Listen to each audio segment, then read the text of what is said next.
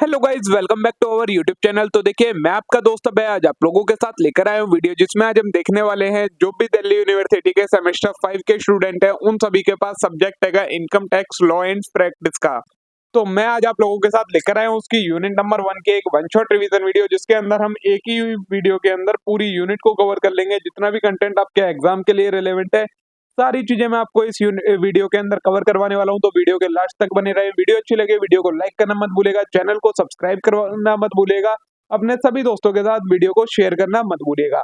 जिन notes में से मैं आपको ये वीडियो कवर करवाने वाला हूँ वो सारे पेड नोट्स हैं। अगर आपको परचेज करने हैं, आप मेरे को व्हाट्सएप या टेलीग्राम पर डीएम करिए, नंबर मेंशन है, वहां से आप नोट्स को परचेज कर सकते हैं। सिर्फ 199 रुपीज में आपको सारे नोट्स अवेलेबल मिल जाएंगे। तो चलिए बिना देर के शुरू करते हैं हम अपनी सबसे आज पहले की हम वीडियो। देखेंगे कि आपके सिलेबस में क्या-क्या कंटेंट दिया गया है जो आपको कवर करना है।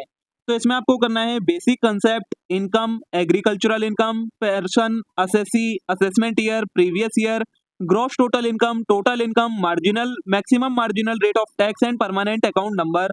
उसके अलावा residential status, scope of total income on the basis of residential status, exempted income under section 10 and learning lesson from Kautilya's taxation policy. इतना कंटेंट आपको यूनिट नंबर 1 के अंदर आपका कवर करना है। इस सब्जेक्ट को शुरू करने से पहले, जैसे कि इसका नाम है income tax law and practice, तो सबसे पहले टैक्स होता क्या है। Taxes are considered to be the cost of living in a society. एक सोसाइटी के अंदर रहने के लिए जो आपको कॉस्ट देनी पड़ती है उसको टैक्सेस का नाम दिया गया है।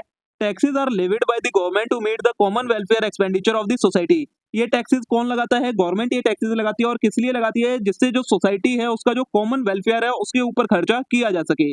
There are two main types of taxes. Government दो तरीके के टैक्सेस लगाती है, एक होते हैं डायरेक्ट टैक्स, एक होते हैं इनडायरेक्ट टैक्स। डायरेक्ट टैक्स क्या होते हैं? Direct if tax is levied directly on the income और wealth of a person, then it is called direct tax. अगर किसी पर्सन की इनकम या वेल्थ, जितना पैसा वो कमा रहा है उसके ऊपर डायरेक्ट टैक्स लगाया जाता है, कोई सा मतलब डायरेक्टली उस इनकम के ऊपर टैक्स लगाया जाता है, वो कहलाता है आपका direct tax. The person who pay the tax to the government can not recover it from somebody is. और जो डायरेक्ट टैक्स होता है वो कौन, जो पर्सन अर्न कर रहा है वो डायरेक्टली गवर्नमेंट को पे करता है और फिर वो उसे किसी दूसरे पर्सन से कलेक्ट नहीं कर सकता। इसका मतलब क्या है? The burden of direct tax can not be shifted. जो डायरेक्ट टैक्स होता है उसका बर्डन कोई पर्सन शिफ्ट नहीं कर सकता। जैसे कि जो आपका इनकम टैक्स होता है वो एक डायरेक्ट टैक्स का एग्जांपल है। तो जो आपका ये सब्जेक्ट है income tax law and practice, ये डायरेक्ट टैक्स की कैटेगरी में आता है। दूसरा होता है हमारा इनडायरेक्ट टैक्स। तो if tax is levied on the price of a goods और service, then it is a indirect tax. अगर जो टैक्स है वो किसके ऊपर लगाया जा रहा है? जो गुड्स या सर्विस को आप परचेज कर रहे हैं उसके ऊपर लगाया जा रहा है, तो वो कहलाता है आपका इनडायरेक्ट टैक्स। इनडायरेक्ट टैक्स में आपका एग्जांपल है गुड्स एंड सर्विस टैक्स। जो जीएसटी है आपका वो एक इनडायरेक्ट टैक्स है। इसके अलावा कस्टम ड्यूटी होती है, वो आपका इनडायरेक्ट टैक्स होता है। In the case of indirect tax, the person paying the tax passes on the incidence to another person. Indirect tax के अंदर एक पर्सन क्या कर सकता है? जो पर्सन टैक्स पे कर रहा है उस चीज को दूसरे पर्सन के ऊपर शिफ्ट भी कर सकता है, उस गुड्स को रिसेल करके। ठीक है, अब ये तो हो गया कि टैक्स होता क्या है। लेकिन वाई आर टैक्सेस लेविड, मतलब ये टैक्स लगाए क्यों जाते हैं? तो the reason for levy of taxes is that they constitute the basic source of revenue to the government. जो टैक्सेस होते हैं वो गवर्नमेंट के रेवेन्यू का सबसे इंपॉर्टेंट सोर्स होते हैं। मतलब जो गवर्नमेंट का रेवेन्यू जनरेट होता है वो टैक्सेस से ही जनरेट होता है। Revenue so raised is utilized for meeting the expenses of government. और जो ये रेवेन्यू जनरेट होता है इसका यूज गवर्नमेंट किस लिए? गवर्नमेंट के जो खर्चे होते हैं, जैसे कि डिफेंस के ऊपर खर्चा हो गया, एजुकेशन के ऊपर खर्चा हो गया, हेल्थ केयर के ऊपर, इंफ्रास्ट्रक्चर के ऊपर, रोड्स, डैम, ये सारी चीजें बनाने में जो खर्चा होता है वो इन्हीं टैक्स के रेवेन्यू से एक्सपेंडिचर किए जाते हैं। ठीक है, ये हो गया आपका टैक्सेस के बारे में सारा। अब आता है आपका इनकम टैक्स, जिसके बारे में हमें पढ़ना है। Income tax is a type of tax imposed by government on the income earned by individual and business.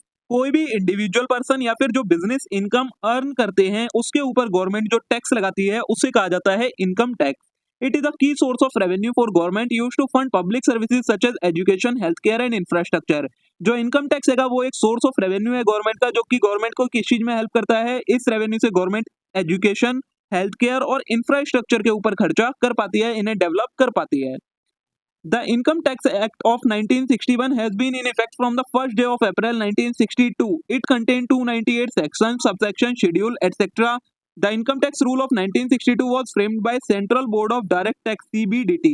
जो हमारा ये इनकम टैक्स है, अब ये गवर्न भी किसी से होता है, तो जो इनकम टैक्स एक्ट 1962 है वो इसे गवर्न करता है। ये कब आया था इफेक्ट में? अप्रैल 1962 से इफेक्ट में आया था और इसके अंदर टोटल 298 सेक्शन है। इस इनकम टैक्स एक्ट को किसने फ्रेम करा था? Central board of direct taxes नाम की एक कमेटी है, सीबीडीटी जिसे कहा जाता है, उसने इसे फ्रेम करा था। ठीक है, ये हो गया आपका इनकम टैक्स का एक इंट्रोडक्शन कि इनकम टैक्स है क्या आपका। अब इसको स्टार्ट करने से पहले कुछ बेसिक कंसेप्ट के बारे में, कुछ बेसिक टर्म्स होती हैं, उनके बारे में जानना ज़रूरी है। जैसे एक टर्म जो सबसे ज़्यादा यूज़ होती है इसके अंदर, उसका वो होती है असेसी। सेक्शन 2 सबसेक्शन 7 के अकॉर्डिंग इसे डिफाइन करा गया है। Assessee means a person by whom any tax और any other sum of money is payable under this act. Income tax act के अंदर किसी पर्सन को अगर कोई अमाउंट पे करनी है, चाहे वो टैक्स की अमाउंट हो या कोई और अमाउंट हो, तो उस पर्सन को असेसी कहा जाएगा। In addition it include every person in respect of whom any proceeding under this act has been taken for assessment of, या फिर ऐसा कोई भी पर्सन जो इस एक्ट के अंदर इंक्लूड होता है और जिसकी क्या असेसमेंट की जा रही है, उसकी इनकम का असेसमेंट किया जा रहा है इस एक्ट के अंदर। The income of any other person in respect of which he is accessible, या फिर किसी ऐसे पर्सन की इनकम असेस करी जा रही है जिसके लिए ये असेसेबल है, या फिर the loss sustained by him by और बाय सच अदर पर्सन, या फिर उसका जो लॉस है वो असेस किया जा रहा है, या फिर the amount of refund due to him और टू सच अदर पर्सन, या फिर अगर उसे कोई अमाउंट रिफंड करनी है उसे असेस किया जा रहा है। तो इन सभी लोगों को क्या कहा जाता है? असेसी कहा जाता है। मतलब एक तरीके से नॉर्मल इनकम टैक्स एक्ट के अंदर जिस पर्सन को टैक्स पे करना है या जिसकी इनकम का असेसमेंट किया जा रहा है कि इसके ऊपर टैक्स बनेगा या नहीं बनेगा, मतलब ये इस कैटेगरी में आएगा या नहीं आएगा इनकम टैक्स पे करने की, उस पर्सन को असेसी का नाम दिया जाता है। ठीक है, नेक्स्ट आता है अब पर्सन। कई जगह पर पर्सन का हम नॉर्मल मतलब समझते हैं लोग, लेकिन इनकम टैक्स के अंदर पर्सन का एक बहुत ही वाइडर मीनिंग है। सेक्शन 2 सबसेक्शन 31 के अकॉर्डिंग पर्सन का क्या मतलब है? It include an individual, an Hindu undivided family, company, firm, association of person, body of individual, local authority and artificial judicial person. Person के अंदर इसके अंदर सारी चीजों को इंक्लूड करा जाता है, चाहे कोई इंडिविजुअल पर्सन हो, चाहे कोई एचयूएफ हो, एचयूएफ सुनी होगी आपने, हिंदू अनडिवाइडेड फैमिली हो, चाहे कोई कंपनी हो, चाहे कोई फर्म हो, एसोसिएशन ऑफ पर्सन हो, बॉडी ऑफ इंडिविजुअल हो, लोकल अथॉरिटी हो या आर्टिफिशियल जुडिशियल पर्सन हो, इन सभी को पर्सन के अंदर इंक्लूड करा जाता है। अगर इनकम टैक्स एक्ट के अंदर पर्सन का यूज किया जा रहा है तो वो इन सब के लिए किया जाएगा। ठीक है, अब इनको एक बार पढ़ लेते हैं। इंडिविजुअल कौन होता है? The term individual means only a natural person, a human being. Individual के अंदर कौन आता है? कोई भी नेचुरल पर्सन, इंसान जिसे कहा जाता है, वो इंडिविजुअल में इंक्लूड होता है। It include both mails and female, इसके अंदर मेल्स और फीमेल दोनों को इंक्लूड करा जाता है। It also include a minor और as a person of unsound mind, इसके अंदर माइनर को भी इंक्लूड करा जाता है इंडिविजुअल के अंदर, और कोई अनसाउंड माइंड का पर्सन है, मतलब जो मेंटली स्टेबल नहीं है, उसे भी इंडिविजुअल में इंक्लूड करा जाता है। ठीक है, second HUF, Hindu undivided family क्या होते हैं? तो joint family governed by Hindu law, treated as separate taxable entity distinct from individual member. जब एक हिंदू फैमिली के लोग मिलकर एक जॉइंट फैमिली बना ले और उससे वो कोई बिजनेस करे, तो उसे कहा जाता है हिंदू अनडिवाइडेड फैमिली। ये भी एक फॉर्म ऑफ बिजनेस है, और इसके अंदर जो एचयूएफ है वो एक अलग एंटिटी, अलग पर्सन ट्रीट करी जाती है और उसके ऊपर अलग टैक्स लगता है एज सेपरेट टू मेंबर। मतलब मेंबर है उनके ऊपर जो भी एप्लीकेबिलिटी है वो अलग है, लेकिन जो एचयूएफ फॉर्म कर ली उन्होंने, एक जॉइंट फैमिली बनाकर कोई बिजनेस कर रहे हैं, तो उसके ऊपर अलग से टैक्सेशन होता है, तो उससे एचयूएफ कहा जाता है। कंपनी क्या होती है? Legal entity formed under corporate law, individual including private limited company, public limited company and other corporate structure. Company के अंदर क्या आता है? एक ऐसी एंटिटी जो कि कंपनी कॉर्पोरेट लॉ के अंदर फॉर्म की गई हो। इसके अंदर कौन कौन सी कंपनीज आ जाती है आपकी? Private limited company, public limited company, और कोई भी कॉर्पोरेट स्ट्रक्चर अगर है तो वो आपका कंपनी के अंदर इंक्लूड हो जाता है। नेक्स्ट आता है फर्म। तो business entity formed by two और मोर इंडिविजुअल और entities where profit and losses are shared among partner. दो या दो से ज्यादा लोग मिलकर जब कोई एंटिटी बना लें, बिजनेस फॉर्म कर लें, जिसके अंदर वो प्रॉफिट और लॉसेज को शेयर करेंगे आपस में, उस चीज को कहा जाता है फर्म। फिर है association of person and body of individual. ये क्या होते हैं? तो ग्रुप ऑफ इंडिविजुअल और entity not necessarily forming partnership but engaged in collective activity और इन्वेस्टमेंट। कुछ इंडिविजुअल्स का ग्रुप या फिर कुछ बॉडी कॉर्पोरेट का, मतलब जो भी एंटिटीज हैं वो मिलकर कोई ग्रुप बना लें और उसके साथ में वो मिलकर कोई बिजनेस करने लगे, लेकिन वो आपस में पार्टनर्स नहीं है, तो उस चीज को कहा जाता है एसोसिएशन ऑफ पर्सन या फिर बॉडी ऑफ इंडिविजुअल। ठीक है, तो ये जितने भी मैंने आपको अभी बताई, ये सारे किसके अंदर आते हैं? पर्सन्स की डेफिनेशन के अंदर इंक्लूड होते हैं। नेक्स्ट टर्म है वो है इनकम। इनकम क्या होती है? तो income is defined as money और value received by an individual business और entity over a specific period. एक स्पेसिफिक पीरियड के अंदर एक इंडिविजुअल या फिर बिजनेस या फिर एंटिटी ने जो भी मनी या वैल्यू रिसीव करी उसे इनकम कहा जाता है। It can come from various sources and typically categorised into several types. जो ये इनकम है ये काफी तरीकों की इनकम हो सकती है, मतलब कई अलग अलग सोर्सेज से आ सकती है, तो उन सोर्सेज के बेसिस पर हमने इनकम को कुछ पार्ट्स में डिवाइड करा है। पहली है अर्नड इनकम। तो money received from working such as wages, salary, bonus and tips. Earn income क्या होती है? जो इनकम आपको काम करने से मिले, मतलब आप कुछ काम कर रहे हो उसके बदले में जो आपको पैसा मिला वो कहलाती है आपकी अर्न इनकम। इसके अंदर आपकी वेजेस, सैलरी, बोनस, टिप्स ये सारी चीजें आ जाती हैं। सेकंड होती है इन्वेस्टमेंट इनकम, तो earning generated from investing including interest, dividend and capital gain. ऐसी इनकम जो आपको कैसे जनरेट हुई हो, आपने कहीं पर कोई इन्वेस्टमेंट कर रखी है, उस इन्वेस्टमेंट से आपको कुछ रिटर्न मिला, वो कहलाती है आपकी इन्वेस्टमेंट इनकम। इसके अंदर आपका इंटरेस्ट, डिविडेंड और कैपिटल गेन की इनकम आ जाती है। थर्ड होती है आपकी रेंटल इनकम, तो मनी रिसीव्ड फ्रॉम लीजिंग और रेंटिंग आउट प्रॉपर्टी। कुछ चीज जो आपकी प्रॉपर्टी है उसे आप रेंट पर दे दें या लीज पर दे दें और उसके बदले में जो आपको रेंट या लीज मिले वो कहलाती है आपकी रेंटल इनकम। नेक्स्ट है आपकी बिजनेस इनकम, तो revenue generated from operating a business और self employment activity. Business income क्या होती है? वो इनकम जो आपकी किस तरीके से जनरेट हुई हो, या तो आपका जो बिजनेस है उससे जनरेट हुई हो या आप कोई सेल्फ एम्प्लॉयड वर्क कर रहे हो उससे आपकी कोई इनकम जनरेट हुई हो, वो कहलाती है आपकी बिजनेस इनकम। ठीक है। फिर है आपकी पैसिव इनकम, तो अर्निंग फ्रॉम इन्वेस्टमेंट और business activity that do not require active involvement such as royalty और income from business where individual is not actively engaged. Passive income क्या होती है? ऐसी इनकम जो किससे जनरेट हो, आपकी किसी इन्वेस्टमेंट से या फिर किसी बिजनेस एक्टिविटी में इन्वॉल्व होने से जनरेट हो, लेकिन आप उसमें एक्टिवली इन्वॉल्व नहीं हो, आपने सिर्फ अपनी मनी दे रखी है, कैपिटल दे रखी है, जिससे आपको रिटर्न मिल रहा है, तो वो इंक्लूड होगी आपकी पैसिव इनकम के अंदर। और लास्ट होती है आपकी अदर इनकम, तो this can include pension, social security benefit, alimony and other form of income not classified under above category. ऊपर जो हमने 5 कैटेगरी पढ़ ली, 5 के अलावा जो भी कोई इनकम जनरेट होती है, कोई सम आपको रिसीव होता है, कोई मनी रिसीव होती है, चाहे वो पेंशन की हो, सोशल सिक्योरिटी का कोई बेनिफिट हो या एलिमनी हो, कुछ भी हो, वो फिर आपकी किस कैटेगरी में आ जाएगी? अदर इनकम की कैटेगरी में आपकी आ जाएगी। ठीक है। ये तो हो गई हमारी बिजनेस इनकम और हमारी जो नॉर्मल इनकम है उससे रिलेटेड। एक टर्म होती है हमारी एग्रीकल्चरल इनकम, तो agricultural income refers to the earning derived from agricultural activity primarily related to farming and cultivation. ऐसी इनकम जो हमारी किस चीज से जनरेट हो, हमारी एग्रीकल्चर की एक्टिविटी जो कि हम फार्मिंग करते हैं, कल्टीवेशन करते हैं, उससे जो इनकम जनरेट होती है वो कहलाती है agricultural income. It can encompass the range of activity and sources. जो एग्रीकल्चरल इनकम है उसकी भी काफी सारी कैटेगरीज होती हैं, कई सारे सोर्सेज से हमारी एग्रीकल्चरल इनकम जनरेट हो सकती है। पहला आता है क्रॉप प्रोडक्शन, तो income generated from selling crops grown on agricultural land such as grains, fruit, vegetable and flower. पहली इनकम जो जनरेट होती है वो क्रॉप प्रोडक्शन से, मतलब हमें फसल उगाने से जो इनकम मिलती है, मतलब हम जो एग्रीकल्चरल लैंड है उसके ऊपर कुछ भी चीज उगाते हैं, उसे हम सेल करते हैं, उससे जो इनकम आती है वो कहलाती है क्रॉप प्रोडक्शन इनकम। सेकंड होती है लाइव स्टॉक से, तो earning from raising animal for meet, milk, egg, wool and other animal product. जब हम एनिमल्स को पालते हैं किस चीज के लिए? मीट के लिए, मिल्क, एग, वूल और अदर एनिमल प्रोडक्ट के लिए, और उससे जो हमें इनकम मिलती है वो कहलाती है लाइव स्टॉक इनकम। नेक्स्ट आता है फॉरेस्ट्री, तो income from timber and other forest product. Timbers से और फॉरेस्ट प्रोडक्ट से जो हमें इनकम मिलती है वो कहलाती है फॉरेस्ट्री इनकम।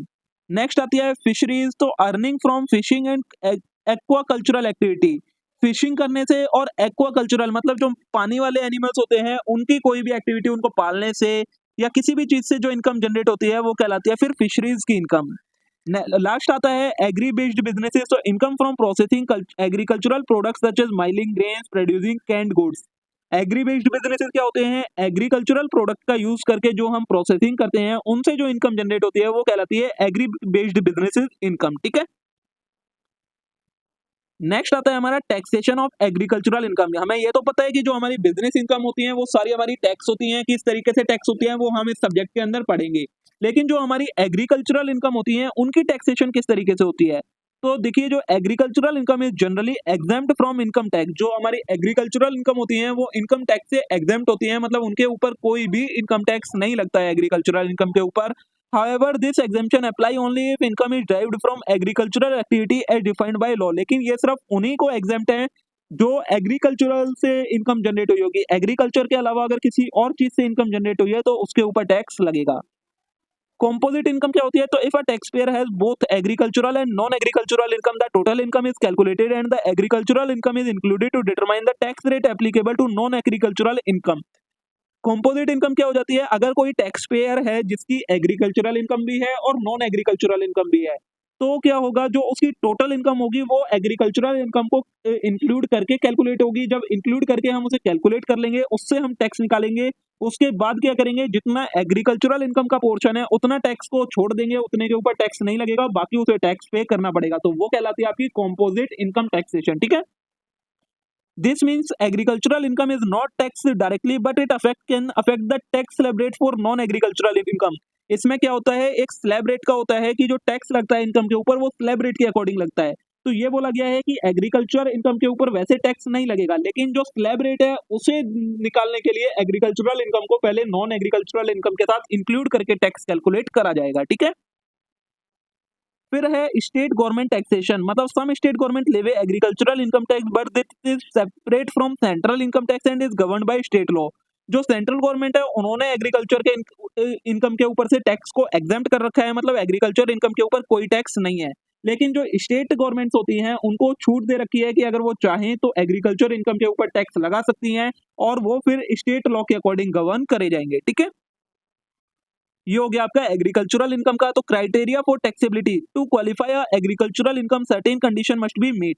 अब किस इनकम को एग्रीकल्चरल इनकम बोला जाएगा और किस इनकम को एग्रीकल्चरल इनकम नहीं बोला जाएगा, ये कैसे डिसाइड करा जाएगा। तो एग्रीकल्चरल इनकम होने के लिए ये 3 कंडीशन दी गई हैं, ये 3 कंडीशन को सेटिस्फाई करना जरूरी है। तो पहली है, the income must be derived from land that is classified as agricultural. किसी इनकम को एग्रीकल्चर क्लासिफाई होने के लिए क्या होना चाहिए, वो इनकम किससे, एग्रीकल्चरल लैंड से जनरेट होनी चाहिए, मतलब जमीन से जुड़ी इनकम होनी चाहिए। जमीन लैंड पर आप कुछ ग्रो करें उससे आपको इनकम हो, वो कहलाती है आपकी एग्रीकल्चरल इनकम। फिर the activity should involve agricultural operation such as cultivation, raising, living livestock. जो आप एक्टिविटी परफॉर्म करें उस लैंड के ऊपर वो कैसी होनी चाहिए, एग्रीकल्चरल एक्टिविटी होनी चाहिए, मतलब आप कल्टीवेशन करें या फिर लाइव स्टॉक की रेजिंग करें, मतलब जानवरों को पालें, तो ही वो आपकी एग्रीकल्चरल इनकम मानी जाएगी। फिर it should comply with criteria set by income tax department. इसके अलावा इनकम टैक्स डिपार्टमेंट ने जो क्राइटेरिया सेट कर रखे हैं वो क्राइटेरियाज को भी मीट आउट करना जरूरी है, तभी उसे एक एग्रीकल्चरल इनकम माना जाएगा, ठीक है। ये हो गया आपका इनकम एंड एग्रीकल्चरल इनकम का कंसेप्ट। नेक्स्ट इंपॉर्टेंट टर्म है हमारी, जो आपको काफी बार सुनने को मिलेगी इस सब्जेक्ट के अंदर, एक है असेसमेंट ईयर और एक है प्रीवियस ईयर। तो असेसमेंट ईयर क्या होता है, असेसमेंट ईयर में be defined as year in which the income tax of the previous year is to be assessed. Assess का मतलब होता है जानना। तो असेसमेंट ईयर उस ईयर को हम कहते हैं जिस ईयर के अंदर हमारे प्रीवियस जो पिछला ईयर था उसकी इनकम को जाना जाता है, असेस किया जाता है और उसके ऊपर टैक्स कैलकुलेशन करी जाती है, उस ईयर को हमारा असेसमेंट ईयर कहा जाता है।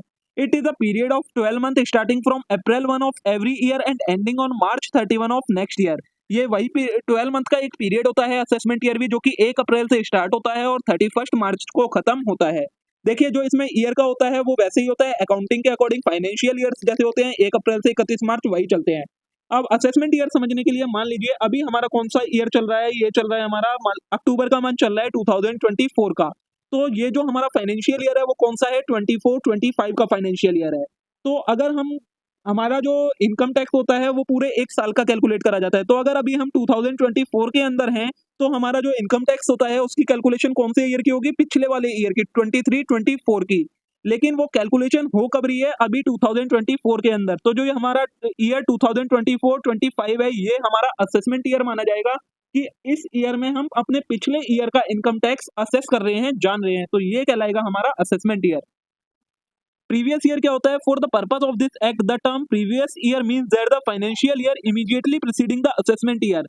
जिस ईयर में हम टैक्स की कैलकुलेशन कर रहे हैं वो तो कहलाता है हमारा असेसमेंट ईयर। उससे जो बिल्कुल इमीडिएटली प्रीसीडिंग प्रीवियस ईयर जो फाइनेंशियल ईयर होता है, पिछला फाइनेंशियल ईयर होता है, वो कहलाता है हमारा प्रीवियस ईयर। मतलब एक तरीके से जिस ईयर की टैक्स की कैलकुलेशन हम कर रहे हैं वो कहलाता है हमारा previous year. Under income tax, the return are filed by assessee after end of the year period during which earning are made and that period is called previous year। Income tax के अंदर क्या करा जाता है, एक individual को जब एक फाइनेंशियल ईयर खत्म हो जाता है उसके बाद अपनी रिटर्न फाइल करनी होती है, इनकम टैक्स की जो रिटर्न्स होती हैं। तो जिस ईयर की रिटर्न फाइल करी जाती है वो कहलाता है आपका प्रीवियस ईयर, और जिस ईयर के अंदर रिटर्न फाइल करी जाती है वो कहलाता है आपका असेसमेंट ईयर, ठीक है। तो ये हो गया आपका previous year and assessment year का कंसेप्ट। अब देखिए नेक्स्ट टॉपिक है हमारा कंपोनेंट ऑफ इनकम। जो हमने इनकम पढ़ी है अब उसके क्या क्या पार्ट होते हैं। पहला पार्ट होता है इसका ग्रॉस टोटल इनकम, जिसे जीटीआई कहा जाता है। It refers to the total income earned by an individual or entity before any deduction or exemption are applied. एक इंडिविजुअल या एंटिटी की टोटल इनकम, सारी इनकम मिलाकर जो इनकम बनती है वो कहलाती है ग्रॉस टोटल इनकम। इसमें अभी किसी भी तरीके का डिडक्शन नहीं होता है, किसी भी तरीके की कोई एग्जेम्पशन नहीं होती है। GTI serve as the basis for calculating taxable income. Taxable income calculate करने के लिए सबसे पहले हमें ग्रॉस टोटल इनकम निकालनी होती है। ग्रॉस टोटल इनकम के अंदर आपकी 5 चीजें इंक्लूड होती हैं। पहला होता है income from salary. This include wages, salary, bonus and any other compensation received from employment. एक इंडिविजुअल जब कोई जॉब करता है तो उसे कोई वेजेस, सैलरी, बोनस, कंपनसेशन या कुछ भी मिलता है एम्प्लॉयमेंट से, वो उसका आता है इनकम फ्रॉम सैलरी हेड के अंदर। फिर आती है इनकम फ्रॉम हाउस प्रॉपर्टी। तो earning derived from owing and renting house property including residential और कमर्शियल बिल्डिंग। एक पर्सन के पास कोई कौन जो प्रॉपर्टी है उसको ओन करने से और उसे रेंट करने से जो भी इनकम ड्राइव होती है वो कहलाती है उसमें इनकम फ्रॉम हाउस प्रॉपर्टी के अंदर, चाहे वो रेजिडेंशियल प्रॉपर्टी से आए चाहे वो कमर्शियल प्रॉपर्टी से आए। नेक्स्ट है profit and gains of business और प्रोफेशन। तो income earn from running a business और practicing a profession which include all profit after accounting for expenses. एक पर्सन को जो बिजनेस से या प्रोफेशन से जो भी इनकम आती है वो किसके अंदर इंक्लूड करी जाती है? Profit and gains of business और प्रोफेशन हेड के अंदर। फिर आती है कैपिटल गेन। तो profit earn from sale of capital assets such as stock, real estate और अदर इन्वेस्टमेंट। किसी पर्सन के उसके कैपिटल एसेट को बेचने से, स्टॉक को बेचने से, रियल एस्टेट या किसी अदर इन्वेस्टमेंट को सेल करने से जो भी गेन होता है, प्रॉफिट होता है, वो किसके अंदर आता है? कैपिटल गेन हेड के अंदर आता है। और फिर आता है last income from other sources. तो this include interest income, dividend and any other miscellaneous income not classified under above category. ऊपर की 4 कैटेगरी के अंदर जो इनकम नहीं आती है, इसके अलावा इंटरेस्ट इनकम, डिविडेंड इनकम और 4 के अलावा जो भी इनकम बचती है वो सारी जाती है हमारी इनकम फ्रॉम अदर सोर्सेज के अंदर। ठीक है, तो अगर हमें ग्रॉस टोटल इनकम निकालनी होती है तो इन पांचों हेडों की इनकम को ऐड करना होता है। Income from salary plus income from house property plus income from business and profession plus capital gain plus income from other sources. जब इन पांचों को ऐड कर देते हैं तो निकल के आती है टोटल ग्रॉस टोटल इनकम। ठीक है, अब जो ये तो हो गया हमारा ग्रॉस टोटल इनकम। फिर है हमारा टोटल इनकम। तो total income is the income that remain after deducting allowable expenses, exemption and deduction from gross total income. अब जो हमारी ग्रॉस टोटल इनकम निकल के आई उसमें से जो जो हमें एक्सपेंसेस अलाउड हैं वो हम एक्सपेंसेस डिडक्ट कर देते हैं।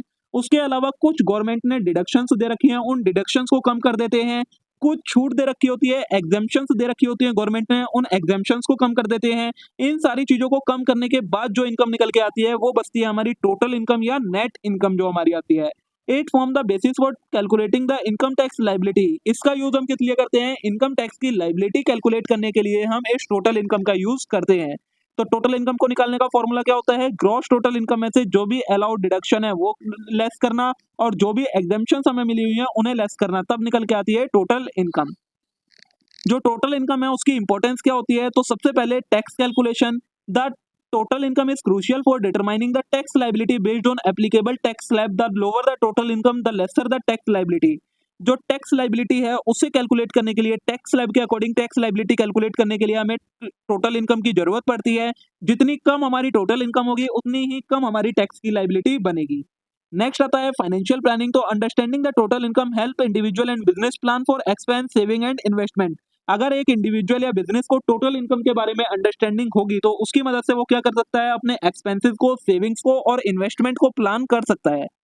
नेक्स्ट आता है कंप्लायंस। तो accurate calculation and reporting of total income ensure compliance with tax law, reducing the risk of penalty and audit. अगर अच्छे तरीके से टोटल इनकम कैलकुलेट करी जाएगी, एक्यूरेटली तरीके से कैलकुलेट करी जाएगी, रिपोर्ट करी जाएगी, तो इससे क्या होगा? जो टैक्स लॉ है उनकी कंप्लायंस होती रहेगी और किसी भी तरीके की पेनल्टी या ऑडिट का रिस्क नहीं रहेगा। नेक्स्ट आता है असेसमेंट ऑफ फाइनेंशियल हेल्थ। तो total income provide a clear picture of an individual और entity financial situation, helping in budgeting and financial decision making. जो टोटल इनकम होती है वो एक इंडिविजुअल और एंटिटी की एक्चुअल फाइनेंशियल सिचुएशन क्या है उसके बारे में बताती है, जिसकी मदद से बजटिंग और फाइनेंशियल डिसीजन लेने में हेल्प हो पाती है। और लास्ट है लोन एंड क्रेडिट एप्लीकेशन। तो financial institution often require proof of total income when assessing loan application और क्रेडिट वर्थिनेस।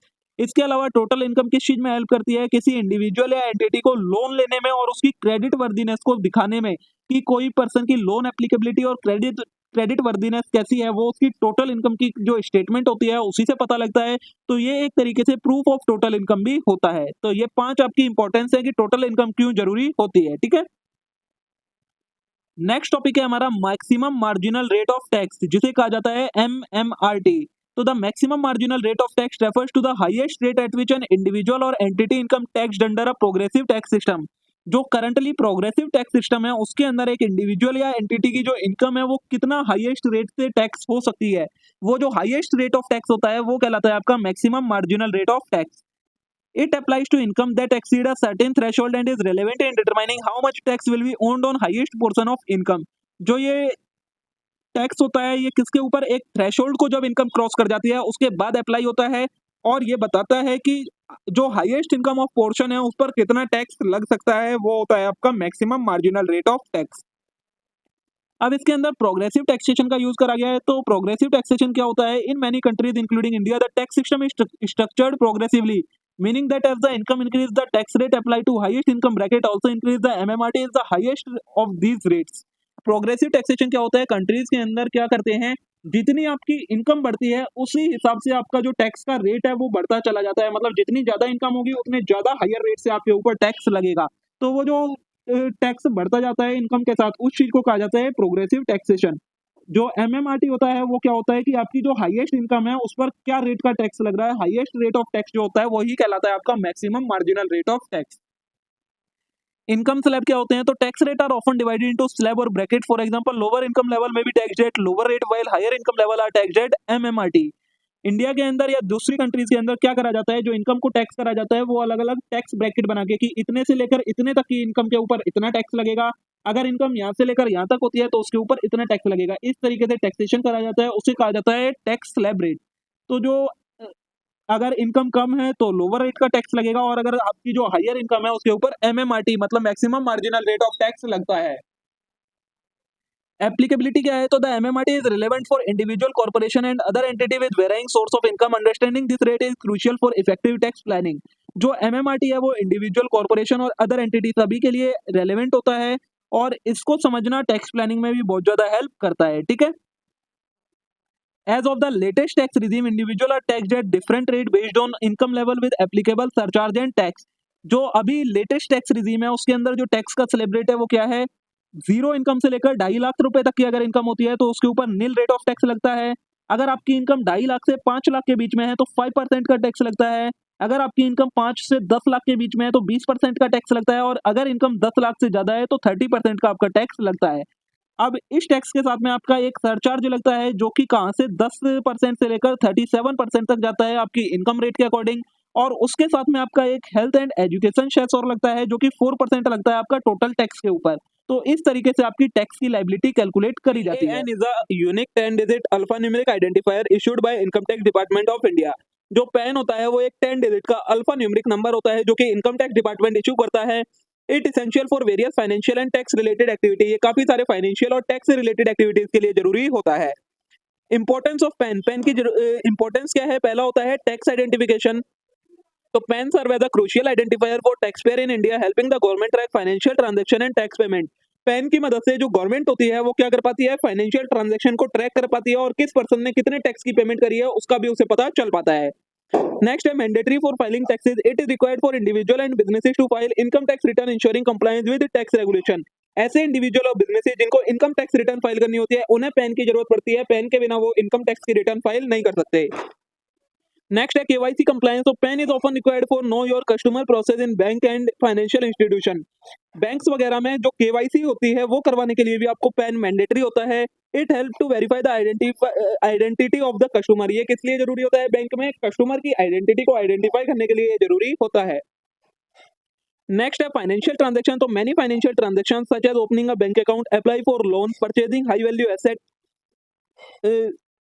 कोई भी फाइनेंशियल ट्रांजैक्शन अगर आपको करनी है, चाहे आपको बैंक अकाउंट खुलवाना हो, चाहे आपको लोन के लिए अप्लाई करना हो, या आपको कोई एसेट खरीदना हो, प्रॉपर्टी वगैरह, उसके लिए आपको पैन की जरूरत होती है। पैन के बिना आप ये कोई भी काम नहीं कर सकते। नेक्स्ट है प्रिवेंटिंग टैक्स इवेशन। तो by linking various financial transaction to PAN the government can reduce tax evasion and increase the transparency. काफी सारी फाइनेंशियल ट्रांजैक्शन को पैन के साथ लिंक करके गवर्नमेंट क्या कर सकती है, जो टैक्स की चोरी होती है उसको बचा सकती है, जिससे ट्रांसपेरेंसी बढ़ जाती है। नेक्स्ट है ट्रैकिंग इनकम। तो pan help the income tax department track income and investment facilitating efficient tax collection. Pan की मदद से जो इनकम टैक्स डिपार्टमेंट होता है वो इनकम को ट्रैक कर पाता है, इन्वेस्टमेंट को ट्रैक कर पाता है, जिससे टैक्स कलेक्शन एफिशिएंटली होता है। ठीक है। यूटिलाइजेशन ऑफ पैन मतलब पैन का यूज कहाँ कहाँ किया जाता है। तो filing income tax return. PAN is required for submitting income tax return and use to assess the tax payers income. Income tax return file करते समय आपको पैन की जरूरत पड़ती है, जिससे टैक्स पेयर की इनकम का पता चलता है। Tax payment. तो individual and businesses need PAN while making tax payment, ensuring proper allocation and tracking of tax dues. Tax pay करते टाइम आपको पैन की जरूरत पड़ती है। पैन के बिना आप टैक्स पे नहीं कर पाते, और जब आप पैन कार्ड देते हैं, मतलब पैन नंबर देते हैं, तो फिर आपके जो भी टैक्सेस होते हैं वो आपके एक तरीके से ड्यूज वगैरह का सारा पता चल जाता है। नेक्स्ट है इन्वेस्टमेंट ट्रांजैक्शन। तो PAN is mandatory for investment in security, mutual fund and other financial instrument as it help to track capital gain and income. अगर आप कोई भी इन्वेस्टमेंट करते हैं, चाहे किसी सिक्योरिटी में, चाहे किसी म्यूचुअल फंड में, चाहे किसी फाइनेंशियल इंस्ट्रूमेंट में, वहां पर आपको पैन मैंडेटरी होता है। पैन के बिना आप कोई भी इन्वेस्टमेंट नहीं कर सकते। नेक्स्ट है लोन एप्लीकेशन। तो bank and financial institution require pan for processing loan application, ensuring complete financial profile of the applicant. कोई भी लोन वगैरह लेते समय बैंक या फाइनेंशियल इंस्टीट्यूशन से आपको पैन की जरूरत पड़ती है, जिससे उस पर्सन की सारी फाइनेंशियल प्रोफाइल का पता चल जाता है बैंक और फाइनेंशियल इंस्टीट्यूशंस को। फिर है प्रॉपर्टी ट्रांजैक्शन। तो PAN is essential for buying और selling real estate as it help verify the identity of the parties involve. जब भी आप कोई प्रॉपर्टी को बाय या सेल करते हैं, रियल एस्टेट को बाय या सेल करते हैं, तो आपको पैन जरूरी होता है, क्योंकि इसकी मदद से कौन कौन जो भी पार्टीज इन्वॉल्व होती हैं उनकी आइडेंटिटी का पता चल जाता है। नेक्स्ट है बैंक अकाउंट ऑपरेशन। तो opening a bank account specially for business require PAN to comply with regulatory norm. जब आपको बैंक अकाउंट खुलवाना होता है तो उसके लिए भी आप पैन कार्ड मैंडेटरी हो गया है। ठीक है। तो ये आपकी यूटिलाइजेशन हो गई कि आपको कहाँ कहाँ पैन कार्ड की जरूरत पड़ती है। पैन का सिर्फ आपका इतना ही कंसेप्ट है, इसके अलावा आपको कुछ और नहीं पढ़ना है इसमें। अब जो नेक्स्ट इंपॉर्टेंट कंसेप्ट है आपका, वो स्टार्ट होता है रेजिडेंशियल स्टेटस का। Residential status is a crucial concept in taxation that determine how an individual income is taxed in a particular country. Residential status एक बहुत इंपॉर्टेंट कंसेप्ट है टैक्सेशन के अंदर, क्योंकि इसी की मदद से पता लगता है कि किसी इंडिविजुअल की इनकम को किस तरीके से और कितनी इनकम को टैक्स करना है किसी कंट्री के अंदर, मतलब कितनी इनकम के ऊपर टैक्स लगना है, वो उस पर्सन के रेजिडेंशियल स्टेटस के ऊपर डिपेंड करता है। किसी पर्सन का क्या रेजिडेंशियल स्टेटस होगा इंडिया के अंदर, वो इंडिया का रेजिडेंट है या नहीं है, ये किस चीज पर डिपेंड करता है, वो इंडिया के अंदर जिस फाइनेंशियल ईयर के लिए रेजिडेंशियल स्टेटस देखा जा रहा है उस फाइनेंशियल ईयर में कितने दिन इंडिया के अंदर रहा है उस चीज पर डिपेंड करता है, और इससे पिछले ईयर्स में कितने दिन इंडिया के अंदर रहा है उसके ऊपर डिपेंड करता है कि वो इंडिया का रेजिडेंट माना जाएगा या नहीं माना जाएगा, और रेजिडेंट के अकॉर्डिंग उसकी इनकम टैक्स होगी या नॉन रेजिडेंट के अकॉर्डिंग। ठीक है। अब how to determine a residential status, एक रेजिडेंशियल स्टेटस कैसे जाना जाता है।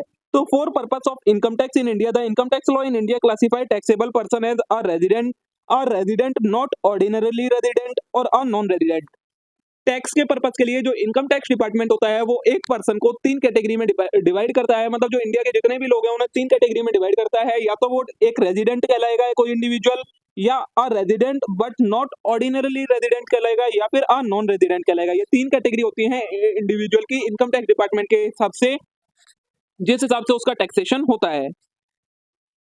तो नाउ फर्स्ट इज रेजिडेंट। किसी पर्सन को हम रेजिडेंट कब कहेंगे? A tax payer would be qualified as resident of India if he satisfy any one of the following two condition. एक टैक्स पेयर इंडिया का रेजिडेंट तब कहलाएगा जब वो इन दोनों में से किसी भी एक कंडीशन को सेटिस्फाई करे। नंबर वन कंडीशन है stay in India for a year is 182 days और मोर। एक साल के अंदर 365 दिन में से 182 डेज या फिर उससे ज्यादा डेज जब वो इंडिया में रहेगा तो वो इंडिया का रेजिडेंट कहलाएगा। सेकंड है stay in India for the immediately four preceding year is 365 days और मोर एंड 60 डेज और more in the relevant financial year. अगर बाय चांस वो इंडिया के अंदर एक साल जिस ईयर के लिए वो टैक्स पे कर रहा है उस ईयर के अंदर 182 डेज नहीं रह पाता है, 182 से कम डेज रहता है, तो दूसरी कंडीशन वो सेटिस्फाई कर सकता है कि वो पिछले 4 सालों में टोटल 4 सालों में मिलाकर 365 डेज इंडिया में रहना चाहिए, और उसके अलावा साथ में 4 सालों में 365 डेज, और जिस ईयर का टैक्स असेस किया जा रहा है उस ईयर के अंदर टोटल 60 डेज से ज्यादा वो इंडिया में होना चाहिए, तो वो आपका इंडिया का रेजिडेंट माना जाता है। ठीक है। ये दो कंडीशन में से कोई एक कंडीशन सेटिस्फाई होनी जरूरी है। In the event an individual leave India for employment during an financial year he will be qualified as resident of India only if he stays in India for 182 days और more if the condition B above 60 days will not apply to him. क्या बोला है? अगर कोई individual India को employment के लिए छोड़कर जाता है तो उस फाइनेंशियल ईयर में उसे 182 डेज से ज्यादा इंडिया में रहना जरूरी है, तभी वो रेजिडेंट माना जाएगा। उस केस के अंदर जो 60 डेज वाली आपकी कंडीशन है वो अप्लाई नहीं होगी। ठीक है। सेकंड हैगा हमारा जो रेजिडेंट नॉट ऑर्डिनरीली रेजिडेंट। तो if an individual qualify as resident, the next step is to determine if he is resident ordinarily resident और an resident not ordinarily resident. अब अगर एक इंडिविजुअल रेजिडेंट हो जाता है, मतलब ऊपर दोनों में से कोई एक कंडीशन सेटिस्फाई कर लेता है, तो पॉइंट आता है कि अब वो ऑर्डिनरी रेजिडेंट है या नहीं है। तो उसके लिए he will be resident and ordinarily resident if he meet both of the following condition. अब अगर वो ऊपर वाली दोनों कंडीशन में से कोई एक कंडीशन सेटिस्फाई कर लेता है तो वो रेजिडेंट तो बन जाता है। अब अगर उसे रेजिडेंट एंड ऑर्डिनरीली रेजिडेंट बनना है तो इन दोनों में से कोई एक कंडीशन को सेटिस्फाई करना होगा।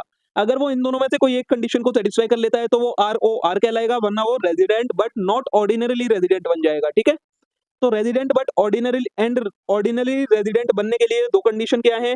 पहली है has been a resident of India for at least 2 out of 10 year immediately for the previous year. जिस ईयर में टैक्स असेस हो रहा है उससे पिछले 10 सालों में से वो 2 साल इंडिया का रेजिडेंट होना जरूरी है। अगर 2 साल इंडिया का रेजिडेंट है तो वो रेजिडेंट ऑर्डिनरली रेजिडेंट बन जाएगा, वरना वो रेजिडेंट नॉट ऑर्डिनरली रेजिडेंट कहलाएगा।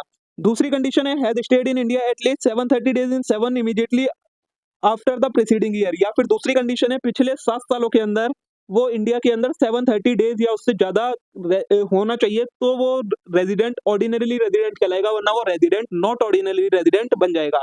अब अगर वो रेजिडेंट है और इन दोनों में से कोई एक कंडीशन सेटिस्फाई करता है तो वो ROR कहलाएगा, वरना वो RNOR कहलाएगा। ठीक है, Therefore, if an individual fail to satisfy even one of the above condition, who would be RNOR। अगर दोनों में से कोई एक भी कंडीशन वो सेटिस्फाई नहीं कर पाता है तो वो RNOR बन जाएगा। ROR बनने के लिए दोनों कंडीशन सेटिस्फाई करना जरूरी है। ठीक है, थर्ड हैगा नॉन रेजिडेंट। तो an individual satisfying neither of the condition stated in A और B above would be NR। अगर ए वाली भी मतलब रेजिडेंट वाली भी और RNOR ROR वाली भी कंडीशन में से कोई भी सेटिस्फाई नहीं करता है तो वो डायरेक्टली नॉन रेजिडेंट कहलाएगा आपका। ठीक है, ये तो हो गया रेजिडेंट नॉट ROR RNOR और NR क्या होते हैं। अब है टैक्सेबिलिटी क्या होती है। तो taxability of resident, a resident will be charge to tax in India on his global income. जो एक इंडिया का रेजिडेंट होगा उसकी ग्लोबल कोई भी इनकम हो, मतलब पूरे वर्ल्ड में वो कहीं भी इनकम अर्न कर रहा हो, उस पर टैक्स इंडिया के अंदर लगेगा। मतलब income earn in India as well as income earn outside India, मतलब इंडिया के अंदर कोई इनकम हो या इंडिया के बाहर, उस पर टैक्स इंडिया के अंदर ही लगेगा। Taxability of non resident and resident but not ordinarily resident, ये तो हो गया ROR के केस में। किसके? ROR के केस में। अब अगर कोई नॉन रेजिडेंट है या resident but not ordinarily resident है तो their tax liability in India is restricted to income they earn in India. तो इनके केस में क्या होता है, उतनी इनकम जितनी वो सिर्फ इंडिया के अंदर अर्न कर रहे हैं उस पर टैक्स लगेगा इंडिया के अंदर, बाकी इनकम पर ग्लोबल जिस जगह पर वो अर्न कर रहे हैं उसके अकॉर्डिंग टैक्सेशन होगा। They are not need to pay any tax in India on their foreign income, मतलब किसी भी फॉरेन इनकम पर उन्हें टैक्स पे करने की जरूरत नहीं है। ठीक है, अब रेजिडेंशियल स्टेटस की इंपॉर्टेंस क्या होती है। सबसे पहले determining deduction and exemption. The eligibility for certain deduction and exemption may vary based on residential status. कुछ डिडक्शन और एग्जेम्पशन किसके ऊपर बेस्ड होती है? रेजिडेंशियल स्टेटस की। किसी पर्सन का क्या रेजिडेंशियल स्टेटस है उसके अकॉर्डिंग उसे डिडक्शन और एग्जेम्पशंस मिलेंगी। For instance resident may have access to broader range of deduction under section like ATC ATD etcetera which not available to resident.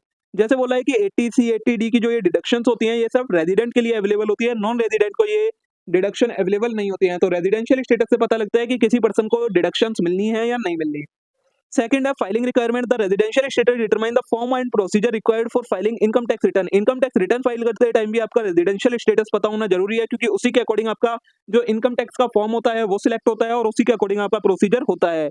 Non resident might have different filing requirement compare to resident, क्योंकि जो non resident होते हैं उनकी filing requirement अलग होती है as compare to resident. Next है compliance with tax law. तो understanding residential status is essential for compliance with tax law. Misclassification can lead to incorrect tax filing which may result in penalty, interest और legal issues. क्या होगा, अगर residential status पता होगा तो आपके जो टैक्स लॉ हैं आप उनके साथ कंप्लाई कर पाएंगे, वरना अगर आप मिसक्लासिफाई कर लेते हो अपने आप को एज अ रेजिडेंशियल तो फिर आपके ऊपर कई सारी इनकरेक्ट टैक्स फाइलिंग हो सकती है, जिसकी वजह से आप पे पेनल्टीज, इंटरेस्ट और लीगल इश्यूज क्रिएट हो सकते हैं। नेक्स्ट है प्लानिंग फॉर इन्वेस्टमेंट। तो different residential status can impact investment decision including taxation on capital gain, interest and dividend. Residential status के बेसिस पर इन्वेस्टमेंट डिसीजन भी लिए जाते हैं कि आपको किस तरीके का कैपिटल गेन लगेगा, किस तरीके का आपको इंटरेस्ट मिलेगा, किस तरीके से डिविडेंड मिलेगा, ये सारी चीजें भी रेजिडेंशियल स्टेटस पर डिपेंड करती हैं। Resident may face different tax treatment than non resident on similar investment. Same investments के ऊपर रेजिडेंशियल का जो टैक्सेशन है वो अलग होता है और नॉन रेजिडेंट का टैक्सेशन अलग होता है। नेक्स्ट है अवॉइडेंस ऑफ डबल टैक्सेशन। तो many country include India have double taxation avoidance agreement with other country. The resident status can influence the applicability of this agreement, helping to prevent individual from being taxed on the same income in multiple jurisdiction।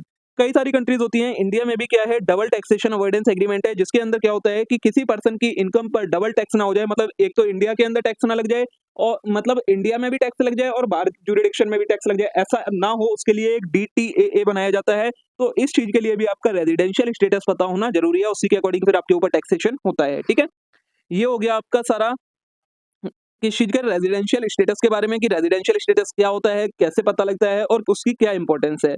अब next है scope of total income. तो section 5 of income tax act 1961 provide scope of total income in case a person who is resident not ordinarily resident in India and person who is non resident, which include income can be income from any source which is received or is deemed to received in India in such a year or behalf of a such person or accrues or arise or is deemed to accrue or arise in to him in India। क्या बोला है, section 5 है जो income tax act 1961 का, वो बताता है कि रेजिडेंशियल स्टेटस का टोटल इनकम के केस में क्या स्कोप है, मतलब किस तरीके से टोटल इनकम कैलकुलेट करी जाती है एक रेजिडेंट की, एक नॉट ऑर्डिनरीली रेजिडेंट की और एक नॉन रेजिडेंट की, मतलब क्या क्या चीजें उसमें इंक्लूड करी जाती हैं, क्या क्या चीजें इंक्लूड नहीं करी जाती हैं। तो इसके लिए हम इनकम को दो पार्ट में डिवाइड करते हैं। एक होता है इनकम विच इज रिसीव्ड और deem to be received in India, मतलब जो इनकम या तो रिसीव हो गई है या रिसीव होने वाली है इंडिया के अंदर, या फिर ऐसी इनकम जो अराइज हुई है या अराइज हो सकती है, डीम्ड टू बी अराइज है इंडिया के अंदर। ठीक है, तो दो तरीके से इनकम को डिवाइड करा जाता है। या फिर थर्ड टाइप की होती है एक्रू और arise to him outside India, मतलब वो एक्रू मतलब ड्यू भी हुई है और अराइज भी हुई है कहाँ पर, इंडिया के बाहर। तो इस तरीके से टैक्सेशन उसका होता है। देखिए, सबसे पहले इनकम रिसीव्ड इन इंडिया, ऐसी इनकम जो इंडिया में रिसीव हुई है वो रेजिडेंट ऑर्डिनरीली रेजिडेंट के केस में इंडिया के अंदर टैक्स होती है, RNOR के केस में भी इंडिया के अंदर टैक्स होती है और नॉन रेजिडेंट के केस में भी इंडिया के अंदर टैक्स होती है। ऐसी इनकम जो इंडिया में रिसीव हुई है वो इंडिया के अंदर ही टैक्स होगी। ठीक है, सेकंड है income deem to be received, ऐसी इनकम जो इंडिया के अंदर रिसीव डीम्ड मानी गई है कि इंडिया के अंदर ही रिसीव हुई है माना गया है उसे, तो फिर वो इनकम भी ROR के केस में भी टैक्स होती है, RNOR के केस में भी टैक्स होती है और नॉन रेजिडेंट के केस में भी टैक्स होती है। थर्ड है कि इनकम एक्रू और अराइज इन इंडिया, ऐसी इनकम जो ड्यू या अराइज हुई है कहाँ पर, इंडिया के अंदर, तो वो ROR के केस में भी इंडिया में टैक्स होगी, RNOR के केस में भी इंडिया में टैक्स होगी और नॉन रेजिडेंट के केस में भी इंडिया में ही टैक्स होगी। फोर्थ है ऐसी इनकम जो कि डीम्ड है कि इंडिया के अंदर एक्रू या अराइज हुई है, तो फिर वो ROR के केस में भी टैक्स होगी, RNOR के केस में भी टैक्स होगी और नॉन रेजिडेंट के केस में भी टैक्स होगी। ये चारों तो सीधे हैं, सभी के केस में ये सारी इनकम टैक्स होंगी। नेक्स्ट हैगा इनकम एक्रू और अराइज आउटसाइड इंडिया, ऐसी इनकम जो इंडिया के बाहर अक्रू या अराइज हुई है, तो ROR के केस में वो इंडिया के अंदर टैक्स होगी क्योंकि वो रेजिडेंट है और नॉट एंड ऑर्डिनरीली रेजिडेंट है। बट RNOR के केस में और आपका नॉन रेजिडेंट के केस में वो इनकम इंडिया के अंदर टैक्स नहीं होगी। नेक्स्ट है इनकम एक्रू और arise outside India from business और profession control setup in India, ऐसी इनकम जो अराइज तो कहां पर हुई है, इंडिया के बाहर, लेकिन किससे हुई है, ऐसे बिजनेस से जो बिजनेस इंडिया के अंदर सेटअप हो रखा है, तो उस केस में ROR के केस में वो इनकम इंडिया के अंदर टैक्स होगी, RNOR के केस में वो इनकम इंडिया के अंदर टैक्स होगी, लेकिन अगर कोई नॉन रेजिडेंट है तो उस केस में वो इनकम इंडिया के अंदर टैक्स नहीं होगी। और लास्ट होती है income other than above no relation in India, ऐसी इनकम जिसका इंडिया से कोई रिलेशन है ही नहीं, तो ROR के केस में तो वो इंडिया के अंदर टैक्स होगी ही, बट RNOR के केस में और नॉन रेजिडेंट के केस में वो इंडिया के अंदर टैक्स नहीं होगी। ठीक है, तो ये आपका स्कोप होता है कि किस तरीके से इनकम टैक्स होती है और कौन कौन सी इनकम ROR के केस में टैक्स होती है, RNOR के केस में टैक्स होती है और नॉन रेजिडेंट के केस में टैक्स होती है। ठीक है, नेक्स्ट कंसेप्ट है अब आपका, ये आपका रेजिडेंशियल स्टेटस वाला सारा कंसेप्ट खत्म हो गया है। नेक्स्ट है taxable income versus exempted income. Taxable income refers to the portion of individual और entity income that is subject to taxation by government. Total income का वो पार्ट जो कि गवर्नमेंट के अकॉर्डिंग टैक्स होना चाहिए या गवर्नमेंट के अकॉर्डिंग जिस पर टैक्स लगाया जाता है, वो कहलाती है आपकी taxable income. It include various type of income after accounting for allowable deduction exemption and relief, सारे डिडक्शन एग्जेम्पशन और जो भी छूट वगैरह है उनके बाद जो इनकम बचती है जिसके ऊपर टैक्स लगाया जाता है, वो कहलाती है आपकी टैक्सेबल इनकम। टैक्सेबल इनकम के कंपोनेंट क्या क्या होते हैं, पहला इसमें इंक्लूड होता है सैलरी या वेजेस, जो भी आप एम्प्लॉयमेंट से अर्न करते हैं वो सारी आपकी इसके अंदर इंक्लूड होती है। सेकंड होता है बिजनेस प्रॉफिट, मतलब income generated from business activity, आप बिजनेस एक्टिविटी से जो भी इनकम जनरेट करते हैं वो इसके अंदर टैक्स होती है। नेक्स्ट होता है capital gain, means profit from state of sale of asset like stock और प्रॉपर्टी, जब आप स्टॉक या प्रॉपर्टी वगैरह सेल करते हैं उस पर जो प्रॉफिट होता है वो इसके अंदर टैक्स होता है। फिर रेंटल इनकम इंक्लूड होती है, मतलब आप कोई अपनी प्रॉपर्टी को रेंट पर लीज पर देते हैं उससे जो इनकम आती है वो इंक्लूड होती है। उसके अलावा इंटरेस्ट एंड डिविडेंड इनकम, मतलब earning from investment in bank account stock, आपको कहीं से इंटरेस्ट मिलता है, डिविडेंड मिलता है, वो इसके अंदर टैक्स होती है।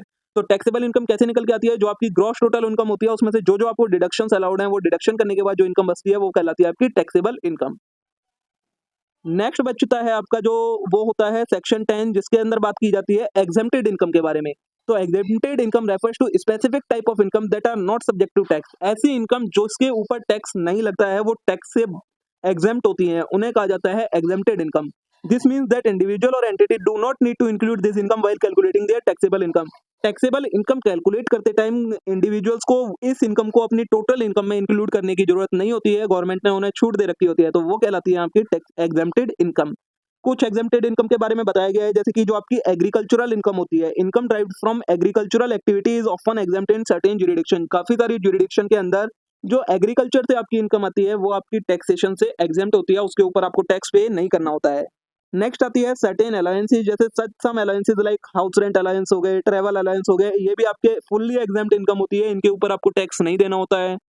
नेक्स्ट है gift, certain gift received from relative और अंडर स्पेसिफाइड लिमिट में बी एग्जेम्प्ट। रिलेटिव से जो गिफ्ट मिलते हैं एक लिमिट के अंदर अगर है तो वो आपके एग्जेम्प्ट होते हैं, उनके ऊपर आपको टैक्स नहीं देना होता है। नेक्स्ट है स्कॉलरशिप्स एंड ग्रांट, तो एजुकेशनल स्कॉलरशिप में भी एग्जेम्प्ट फ्रॉम टैक्स। जो एजुकेशनल स्कॉलरशिप्स होती हैं उनके ऊपर आपको टैक्स नहीं देना होता है, वो एग्जेम्प्ट होती हैं। And long term gains, in some case long term gains on specific investment में भी एग्जेम्प्ट। कुछ स्पेसिफिक इन्वेस्टमेंट के ऊपर अगर आपको लॉन्ग टर्म गेन होता है तो उसके ऊपर भी आपके ऊपर टैक्स नहीं लगता है। तो ये कुछ कॉमन टाइप की एग्जेम्प्टेड इनकम थी। Importance of exempted income in tax planning, tax planning के अंदर इन एग्जेम्प्टेड इनकम की क्या इंपॉर्टेंस होती है? तो पहला है reduction of tax liability. Exempted income is not subject to taxation which means it effectively reduce the overall tax burden. जो ये एग्जेम्प्टेड इनकम होती है इनके ऊपर टैक्सेशन नहीं लगता है, तो ये ओवरऑल टैक्स बर्डन को कम कर देती हैं। By identifying source of exempt income taxpayer can lower their taxable income and consequently their tax liability. Tax exempted income को आइडेंटिफाई करके टैक्सपेयर अपनी जो टैक्सेबल इनकम है उसे रिड्यूस कर सकते हैं और जिससे टोटल में उसकी टैक्स लायबिलिटी कम हो जाती है। नेक्स्ट है स्ट्रेटेजिक इन्वेस्टमेंट डिसीजन, तो knowledge of exempted income can influence investment choice. अगर एक पर्सन को एग्जेम्प्टेड इनकम की नॉलेज है तो फिर वो उसी के अकॉर्डिंग अपनी इन्वेस्टमेंट भी करता है।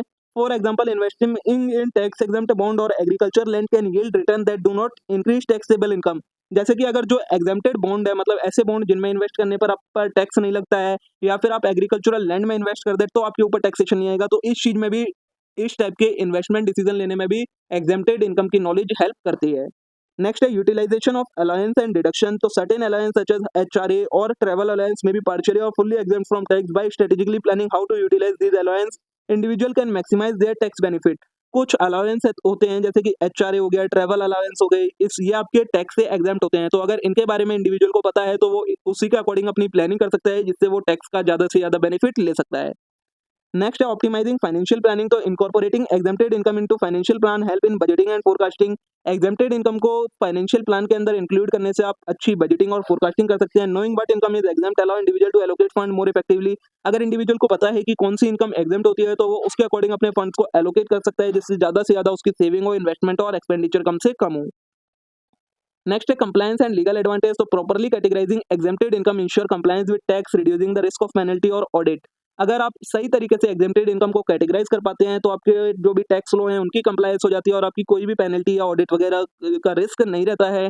Understanding what constitute exempt income help taxpayer adhere to regulation more effectively. अगर इंडिविजुअल को पता है कि कौन सी इनकम एग्जेम्प्टेड इनकम है, कौन सी इनकम टैक्सेबल इनकम है, तो वो रेगुलेशंस को फॉलो करते हुए सारी चीजें करता है। नेक्स्ट है लॉन्ग टर्म फाइनेंशियल बेनिफिट, तो bye focusing in source of exempt income individual can build a more resilient financial portfolio. Exempt income की नॉलेज होने की वजह से जो इंडिविजुअल हैं वो एक अच्छा फाइनेंशियल पोर्टफोलियो बिल्ड कर सकते हैं। नेक्स्ट है इनहांस वेल्थ एक्यूमुलेशन, तो exempted income contribute to wealth accumulation without tax deduction that the income source may incur. This can lead to better saving, growth and financial security. अगर exempted income की अच्छे से knowledge होती है तो उसकी वजह से एक इंडिविजुअल क्या कर पाता है, वेल्थ को एक्यूमुलेट कर पाता है, जिससे क्या होता है, सेविंग बढ़ती है, ग्रोथ होती है और फाइनेंशियल सिक्योरिटी बढ़ जाती है। ठीक है, तो ये आपकी इंपॉर्टेंस थी कि एग्जेम्प्टेड इनकम की क्या आपकी इंपॉर्टेंस है। लास्ट टॉपिक है जो आपका इस यूनिट का, वो है learning lesson from Kautilya taxation policy. Kautilya की टैक्सेशन पॉलिसी से क्या क्या सीखने को मिलता है। तो Kautilya also known as Chanakya was a ancient Indian philosopher, economist and statesman who authored the Arthashastra treatise on statecraft and economic policy. Kautilya, जिसे चाणक्य के नाम से भी जाना जाता था, एक बहुत ही पुराने फिलोसोफर, इकोनॉमिस्ट और स्टेटमैन थे जिन्होंने अर्थशास्त्र लिखा था। His insights on taxation are still relevant today. जो उनकी टैक्सेशन की पॉलिसी थी और जो टैक्सेशन के बारे में उनकी नॉलेज थी वो आज के टाइम में भी काफी ज्यादा रेलेवेंट है। तो देखिए, सबसे पहले फेयर टैक्सेशन था। Kautilya emphasize the importance of fairness in taxation. Kautilya ने टैक्सेशन के अंदर फेयरनेस की इंपॉर्टेंस को बताया था। He believe that taxes should not be excessively burden someone as this could lead to discontent and revolt among the populace. क्या बोला था इन्होंने कि जो टैक्सेस है वो किसी के ऊपर बर्डन नहीं बनने चाहिए, क्योंकि इससे क्या होता है फिर रिवोल्ट वगैरह बढ़ जाते हैं। A fair tax system foster compliance and trust in the government. अगर एक अच्छा टैक्स सिस्टम होगा तो इससे कंप्लायंस सारे उसका करते हैं और गवर्नमेंट के ऊपर ट्रस्ट बढ़ जाता है लोगों का। नेक्स्ट है प्रोपोर्शनल टैक्सेशन। तो he advocated for a system where taxes are based on ability to pay, suggesting a progressive tax structure. इन्होंने बताया था कि टैक्सेस किस तरीके से होने चाहिए, एबिलिटी टू पे के हिसाब से होने चाहिए कि कौन कितना पे कर सकता है, उसके ऊपर उतना टैक्स लगना चाहिए, जिसके लिए इन्होंने प्रोग्रेसिव टैक्स स्ट्रक्चर को इंट्रोड्यूस करा था। This approach ensure that wealthier individual contribute a fair share promoting social equity. इनका कहना क्या था कि जो पैसे वाले लोग हैं वो एक अच्छा टैक्स पे कर सकते हैं as compare to poorer section. ठीक है। नेक्स्ट है taxation as a tool for economic development. Kautilya view taxation as a means to generate revenue for public welfare in infrastructure development. Kautilya क्या मानते थे कि जो टैक्स है वो एक तरीके से क्या है, रेवेन्यू का सोर्स है जिसकी मदद से पब्लिक का वेलफेयर किया जाता है और इंफ्रास्ट्रक्चर को डेवलप करा जाता है। ही believe that tax revenue should be used for betterment of society including education, health and security. वो उनका विश्वास था, उनका मानना था कि जो टैक्स है उसका यूज सोसाइटी के बेटरमेंट के लिए होना चाहिए, एजुकेशन, हेल्थ और सिक्योरिटी के ऊपर। नेक्स्ट है minimizing tax evasion. He recognize the need for robust administration to minimize tax evasion. उनका मानना था कि एक ऐसा सिस्टम होना चाहिए जिससे टैक्स की चोरी को कम से कम किया जा सके। Kautilya suggested that well structured bureaucratic system would ensure efficient tax collection and discourage malpractices. उन्होंने बोला था कि अगर एक अच्छा ब्यूरोक्रेटिक सिस्टम होगा तो उससे क्या होता है, टैक्स कलेक्शन अच्छे से होता है और जो भी ये टैक्स की चोरी वगैरह होती है वो कम से कम होती है। नेक्स्ट है इकोनॉमिक स्टेबिलिटी एंड ग्रोथ। तो Kautilya understood the relationship between taxation and economic stability. He advised that taxes should be set at a level that do not stifle economic growth, encourage investment and entrepreneurship. Kautilya ने taxation के बीच में और economic stability के बीच में एक relationship find कर ली थी, जिसकी वजह से उनका मानना था कि टैक्स इस तरीके से होना चाहिए कि वो इकोनॉमिक ग्रोथ को ना रोके, इन्वेस्टमेंट को इंकरेज करे और एंटरप्रेन्योरशिप को भी इंकरेज करे। नेक्स्ट है यूटिलाइजेशन ऑफ रिसोर्सेज। तो he emphasized the importance of using resources effectively. Kautilya advocated for careful planning and management of tax revenue to maximize benefit for society. उन्होंने क्या बोला था, रिसोर्सेज को इस तरीके से यूज किया जाना चाहिए कि उससे टैक्स का जो प्लानिंग है, मैनेजमेंट है, इस तरीके से हो सके जिससे सोसाइटी का बेटरमेंट हो। नेक्स्ट है incentive for compliance. Kautilya recognize the value of incentive to encourage tax compliance. He proposed that taxpayer who adhere to tax law and regulations should receive benefit or reward, thus promoting a culture of compliance। इनका मानना ये भी था कि ऐसे individual जो सही तरीके से टैक्स पे करते हैं, अच्छे से टैक्स पे करते हैं, उन्हें कुछ बेनिफिट और रिवॉर्ड मिलने चाहिए, जिससे क्या हो, बाकी लोगों के अंदर भी एक तरीके से ये हो कि अगर हम भी सही तरीके से टैक्स पे करेंगे तो हमें भी कुछ बेनिफिट मिलेगा। नेक्स्ट है एडेप्टेबिलिटी टू चेंज। तो Kautilya believed in adapting tax policy based on changing economic condition and society need flexibility and taxation help address the challenges of different time and circumstances. Kautilya का ये मानना था कि टैक्स पॉलिसी इस तरीके से होनी चाहिए कि चेंजिंग इकोनॉमिक कंडीशन की अकॉर्डिंग हम उसे भी चेंज कर सके, जो जो एनवायरनमेंट में चेंज आ रहा है उसको हम चेंज कर सके, जिससे जो टाइम टू टाइम चैलेंजेस आते हैं उन्हें एक तरीके से खत्म किया जा सके। नेक्स्ट है ट्रांसपेरेंसी एंड अकाउंटेबिलिटी। तो he stress the importance of transparency in the tax collection process, ensuring that taxpayer understand how their money is used can build trust and improve compliance. उनका ये मानना था कि टैक्स की जो utilisation है उसमें ट्रांसपेरेंसी होनी चाहिए। जो पर्सन टैक्स पे कर रहा है उसे पता होना चाहिए कि उसकी मनी कहाँ यूज हो रही है, इससे एक ट्रस्ट बिल्ड होता है और कंप्लायंस में इंप्रूवमेंट आती है।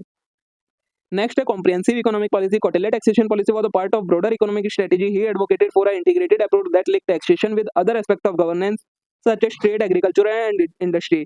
इनका क्या मानना था कि टैक्सेशन की मदद से क्या है, सारी जो इकोनॉमिक स्ट्रेटजी है वो बिल्ड होती हैं, गवर्नमेंट का जो ट्रेड, एग्रीकल्चर, इंडस्ट्री है, इन सारी चीजों में ग्रोथ मिलती है टैक्सेशन की मदद से।